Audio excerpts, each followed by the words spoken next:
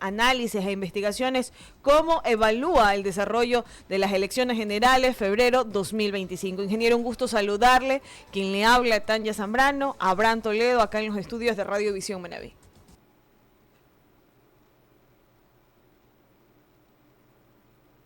Ahí estamos, mi querido ingeniero, ¿nos escucha? Muy buenos días, un gusto estar con ustedes. No, el gusto para nosotros a tener una persona muy importante y sobre todo ya dar acaso a aquello que se presentó este día domingo, día de elecciones, de donde todos los ecuatorianos realizamos nuestra labor muy importante como parte de este país y también para dar inicio a aquello también. ¿Cuál es la observación suya de cada uno de los procesos que se desarrolló de parte de lo que tiene que ver con el Consejo Nacional Electoral, mi querido ingeniero? Excelente mañana. Muchas gracias. Efectivamente, el país asistió a un evento electoral único. No habíamos tenido una experiencia en elecciones anteriores de una polarización tan profunda que determinó que dos fuerzas políticas por primera vez en la historia, en primera vuelta, alcancen más del 40% de respaldo de votos por parte de los ciudadanos. Y por tanto, en este contexto, sumado los dos candidatos, alcanzaron un poco más de 88% de la votación del electorado. Adicionalmente, si sumamos los votos alcanzados por Pachacútec, Sociedad Patriótica, ADN y RC, la concentración global que determinó esta elección de respaldo a los cuatro primeros representa el 96% del electorado. Es absolutamente abrumador mirar cómo 12 organizaciones y candidatos a la presidencia de la República no alcanzaron ni siquiera el 1% y por lo tanto su respaldo global de 12 partidos y movimientos políticos llegaron al 3.9%. Esto también es un hecho inédito, nunca antes existido. Y si ese 3.9% más el 8% de Pachacútec y Sociedad Patriótica determina, incluyendo los votos de Lucía González y Daniela Novoa, representarían entonces un 11.9% del total del electorado que estaría en disputa en la segunda vuelta. Pero también me parece estratégico e importante analizar el número de votos blancos y votos nulos que alcanzaron el 8.9% y por lo tanto está en la palestra de disputa política de segunda vuelta un aproximado de cerca del 21%, es decir, 2.098.270 votos, los cuales serían determinantes para ver quién gana en la segunda vuelta de esta contienda electoral. 2 millones de votos están realmente en disputa en la próxima contienda. Mi querido ingeniero, la pregunta que nos hacemos todos los ecuatorianos, a más años, nuevamente a elecciones presidenciales, tenemos el inconveniente palpamos el inconveniente de que muchos candidatos a la presidencia no recibieron un nivel de votación mayor a anteriores años. Pero ¿qué va a pasar con esto? ¿Cuál es la apreciación de parte de ustedes a ver de que los votos nulos tuvieron más porcentajes de la misma participación de quienes estuvieron como candidatos a la presidencia de la República del Ecuador? Definitivamente esa es una realidad, porque al observar el número de votos nulos y blancos, que representa alrededor del 9%, y comparar el 3.9% de la suma de 12 candidatos en todo el país, que el que mayor número alcanzó y que curiosamente llegó, entre comillas, a un honroso quinto puesto, tiene 0.71%, es decir, ni siquiera el 1%, y el que menos votos obtuvo es Iván Saquicela con 0,5%. 12%, es decir, de lejos no tenía... ¿Qué va a pasar en un futuro, mi querido ingeniero? ¿Qué va a pasar en un futuro con este tipo de detalles que se presentaron, que nos sorprende a todos los ecuatorianos? O sea, muchos de nosotros nos preguntamos si en estas elecciones 2025 se presentaron este tipo de actividades donde estos candidatos, participantes a la República del Ecuador, no llegaron a un porcentaje la cual no se ve una buena participación de parte de sus votantes en estas elecciones. ¿Qué va a pasar en un futuro? Ustedes como veedores de aquellos, ¿cuál es el accionar de parte de ustedes para, vuelvo reitero, para elecciones a futuro? Yo había mencionado taxativamente que esto es directa responsabilidad del Consejo Nacional Electoral presidido por Diana Tamaín, que sabía ella, nosotros lo denunciamos, lo hicimos público, determinamos los datos, las estadísticas, que 8 de estas organizaciones que obtuvieron menos del 1% ya tenían 2 tarjetas amarillas y que por lo tanto no podían ni debían estar calificados para ser partícipes de una elección presidencial con candidatos propios y que todos ellos debían desaparecer del registro de partidos políticos. Sin embargo, la teoría de que mientras más participen y más capacidad de dispersión de voto exista, ese era el camino a seguir, y ya vemos las consecuencias tan dramáticas. Ahora lo que ha pasado es que visibilizamos que 12 organizaciones políticas no tienen ni estructura, ni capacidad operativa, ni recursos para poder operar una campaña electoral, pero la gran mayoría lo que no tienen es apoyo ciudadano, y por lo tanto al menos 10 de estos 12 organizaciones deben ya desaparecer del registro de partidos y organizaciones políticas que tengan posibilidad de participar en la próxima elección.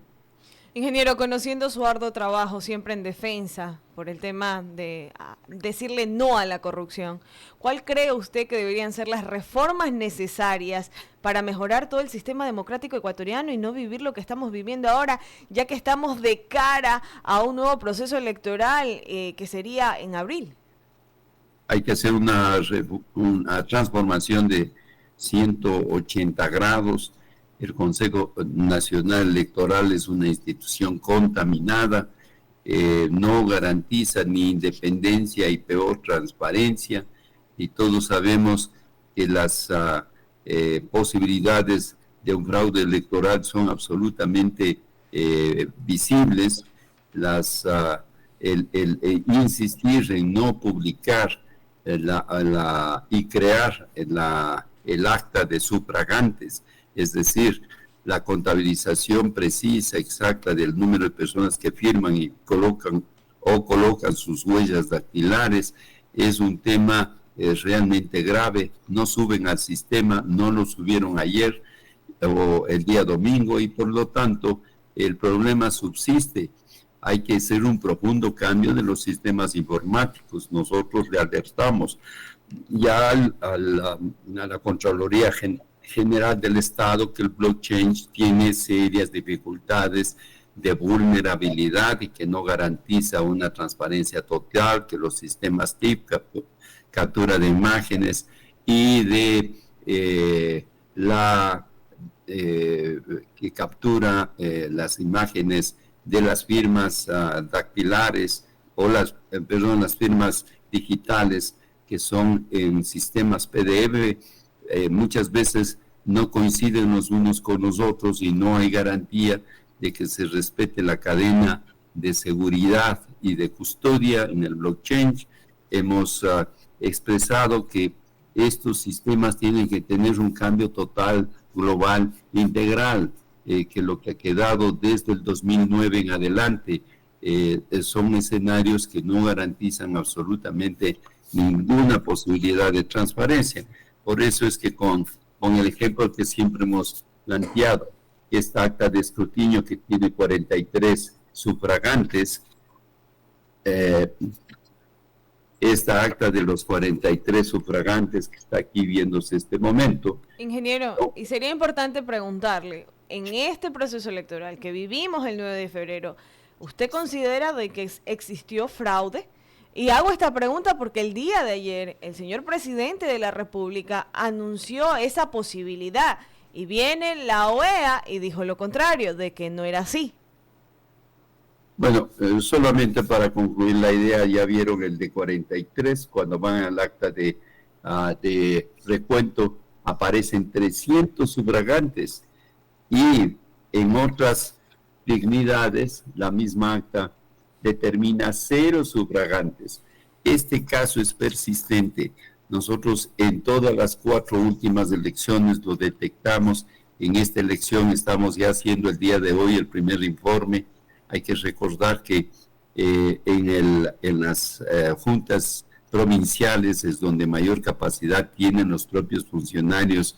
De los 52,000 que son contratados temporalmente, se dividen cada uno de los 4 consejeros 14,000 cada uno, y son los que realizan estos ajustes absolutamente ilegales e inconstitucionales para hacer fraude. Y por tanto, en esa consideración, ninguna organización de veeduría internacional profundiza a esos niveles.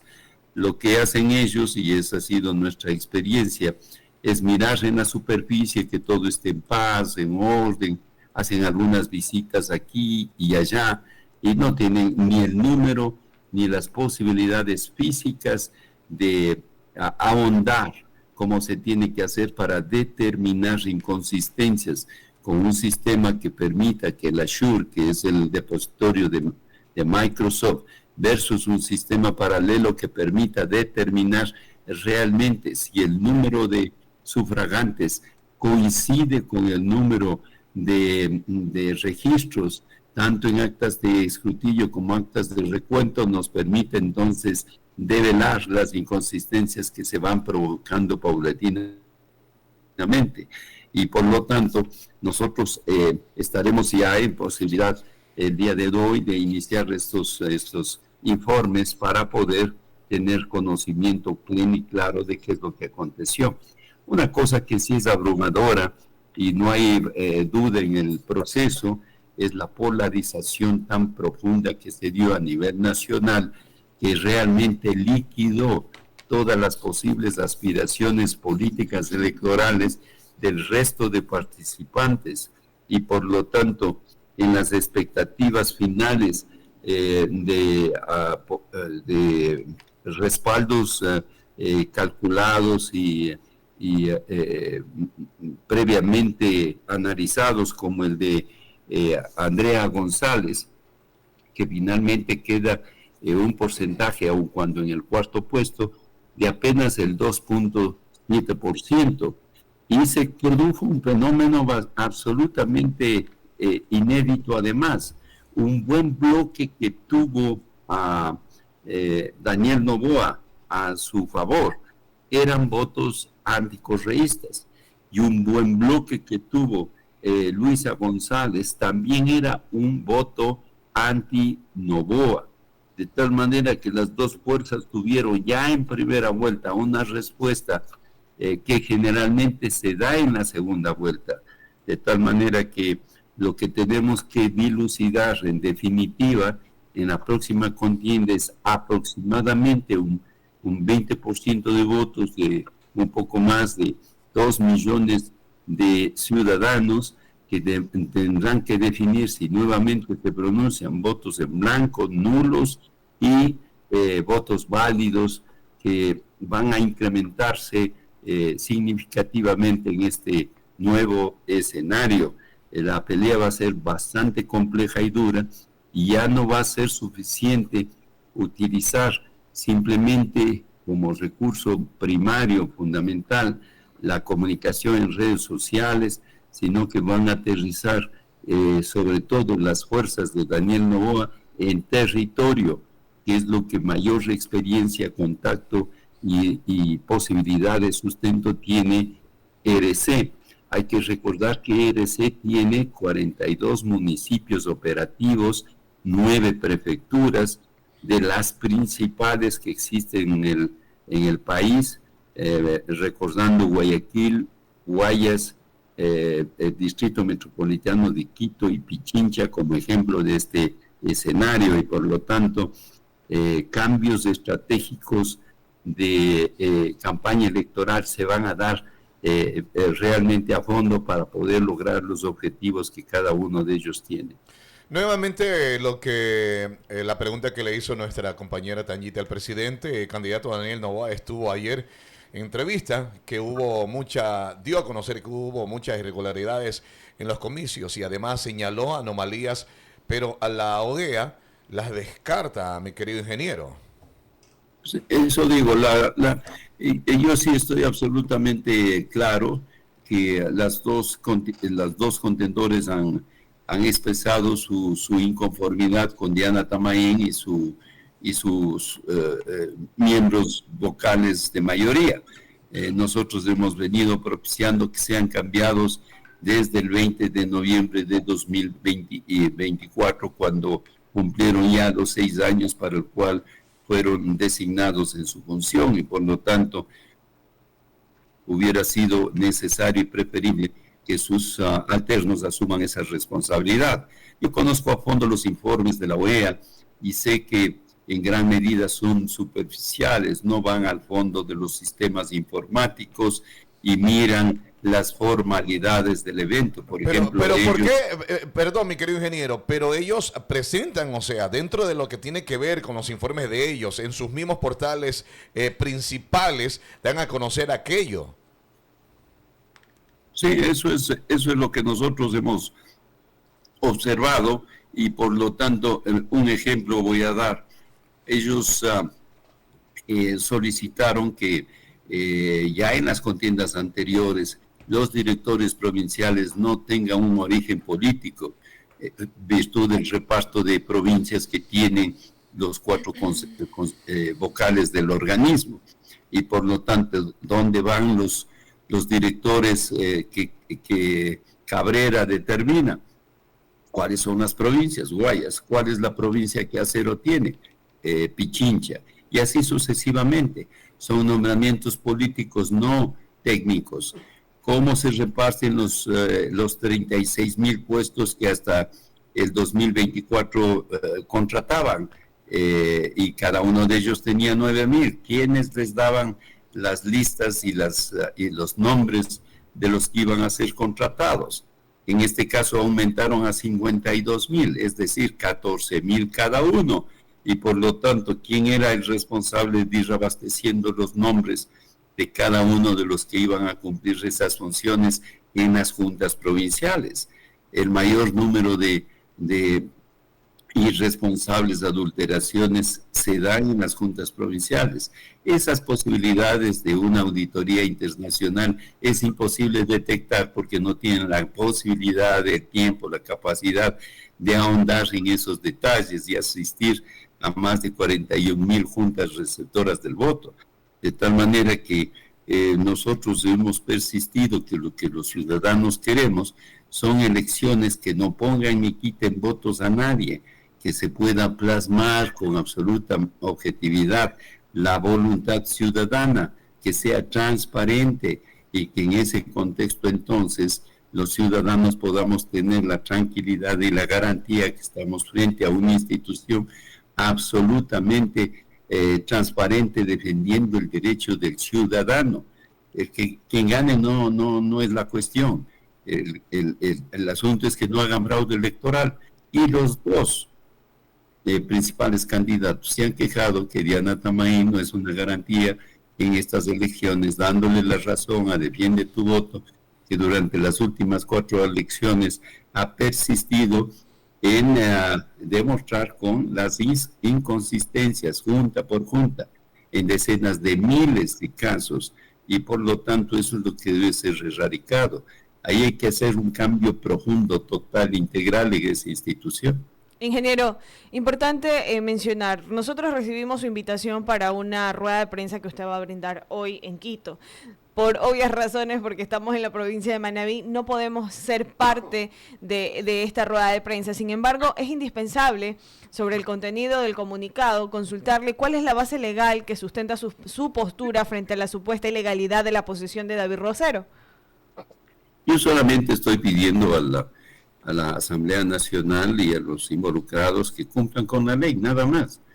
porque no es posible que se pretenda de alguna manera inducir a un error fatal que implicaría cometer un delito de desacato de una sentencia constitucional, de la Corte Constitucional, ya que todos conocemos que el 23 de enero del 2023 la Corte Constitucional determinó una sentencia de destitución de los 7 miembros del Consejo de Participación Ciudadana presidida por Hernán Ulloa por desacato a una disposición, a una sentencia ejecutoriana del mismo organismo.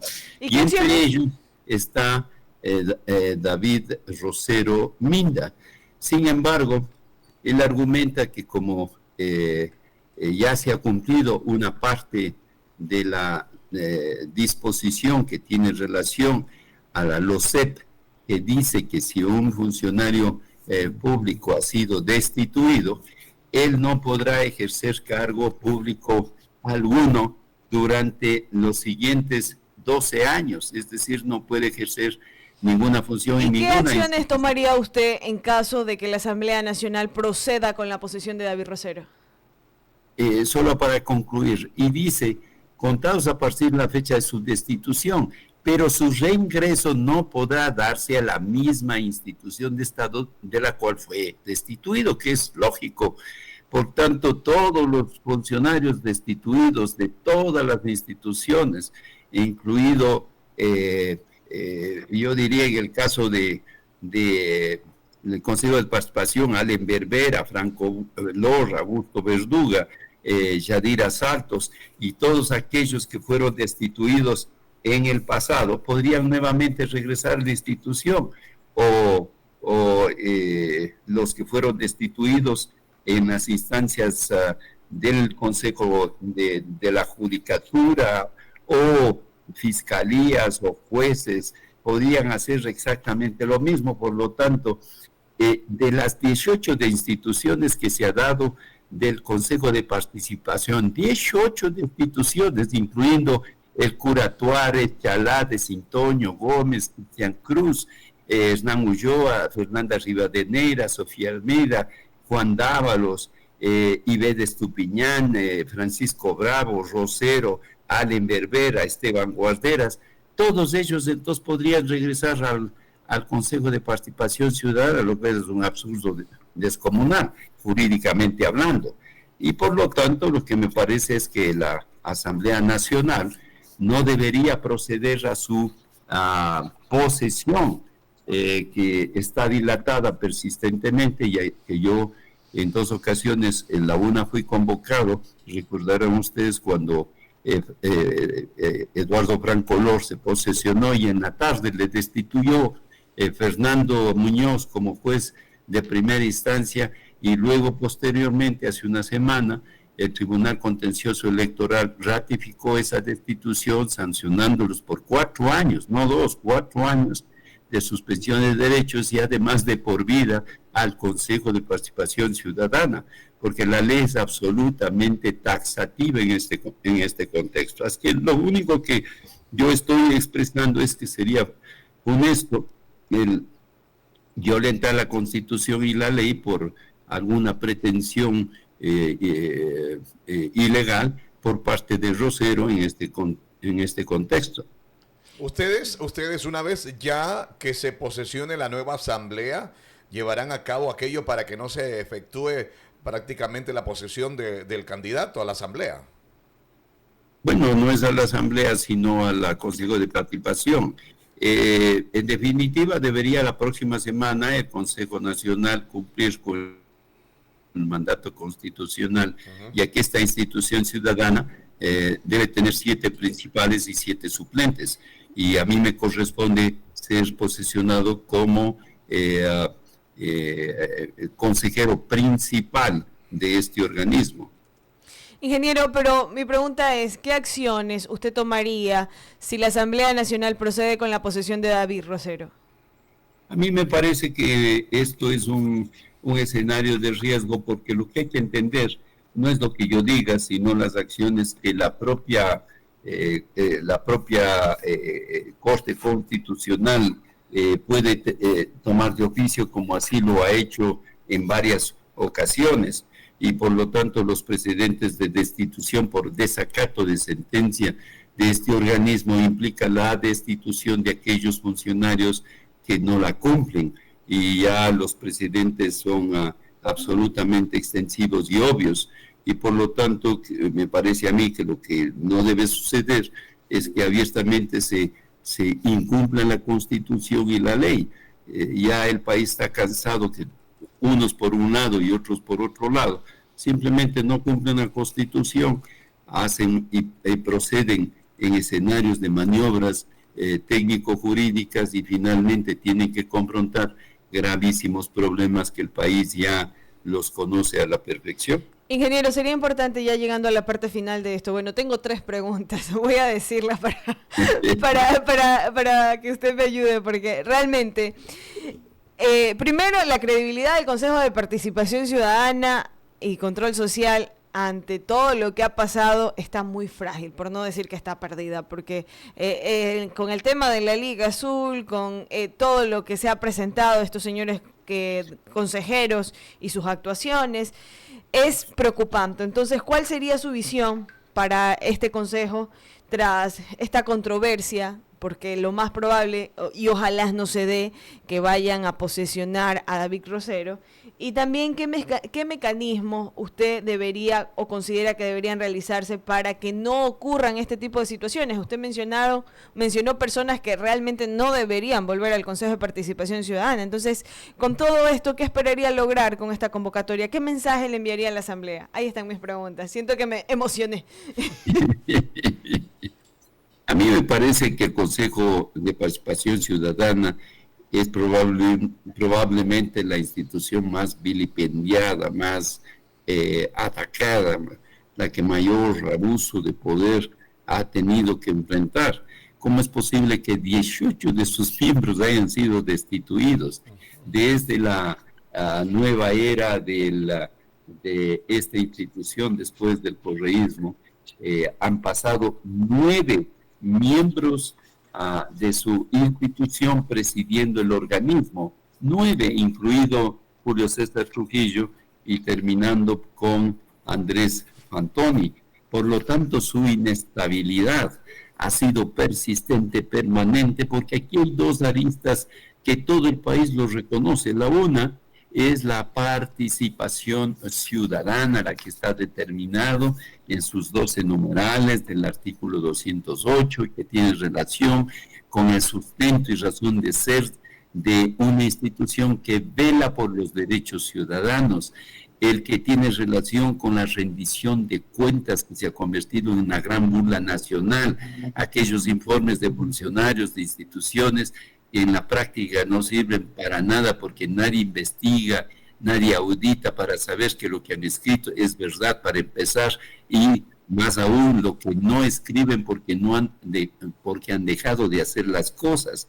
Todo lo que representa la investigación de denuncias, el combate contra la corrupción, las capacidades para involucrar a los ciudadanos como actores y no espectadores en las decisiones de Estado a niveles parroquiales, cantonales, provinciales y nacionales, el escenario de una identidad que represente a los ciudadanos y no que agachen la cabeza para sucumbir en los escenarios de poderosos intereses políticos, intereses que nada tienen que ver con el origen y razón de ser de esta institución. Los que han propiciado y siguen impulsando la desaparición de este organismo fundamentalmente están relacionando sus criterios en relación a los procesos de nombramiento. Y entonces la pregunta es, ¿qué tan poderoso será el tema de nombrar nuevo fiscal general del Estado, nuevos miembros del Consejo Nacional Electoral, institución la madre de todos los otros escenarios no transparentes? ¿Qué vincula y qué pasa con todos aquellos escenarios de los poderosos intereses que ya visibilizamos, como cuando, por ejemplo, temas como el Contralor General del Estado, se tomaron 2 años y medio en nombrarlo? Sí. Todavía han pasado ya más de cerca de 4 años, que debía haberse reemplazado 2 vocales del Consejo Nacional Electoral. ¿Y qué pasa con otras dignidades como la Defensoría Pública, que finalmente terminamos con 6, de los cuales muchos de ellos estaban metidos o en metástasis o en la purga o tenían inconsistencias, fueron acusados algunos hasta de falsificar documentos, de tal manera que si no hay transparencia, si no hay eficiencia, capacidad para poder nombrar a los mejores hombres y mujeres que sean idóneos, que tengan la transparencia y la independencia nacional, independencia necesaria para garantizar a los ciudadanos del país instituciones serias, el país no va a cambiar. Y por lo tanto, Óscar Ayerbe, que tiene la experiencia, el conocimiento, que ya sabe desde hace muchos años en la participación de lucha por causas justas, yo representaré a los ciudadanos del país e impulsaré un giro de 180 grados. Habrá posibilidad de hacer una mayoría no política al interior de ese organismo. Yo digo que sí, una que sea y represente a los ciudadanos y cuyo número sea de 7 miembros, yo espero que sí, y a eso voy. Ingeniero, muchísimas gracias por este espacio. Que tenga éxito en esa jornada de hoy que va a ser maratónica y estaremos pendientes de todas las novedades que se den en el proceso. Muchas gracias a ustedes y gracias por el apoyo permanente que ustedes han dado a la lucha de causas justas. Muchas gracias. Gracias, mi querido ingeniero. Una excelente mañana y día para usted. Y bueno, millón gracias. Temas muy importantes. 7 de la mañana.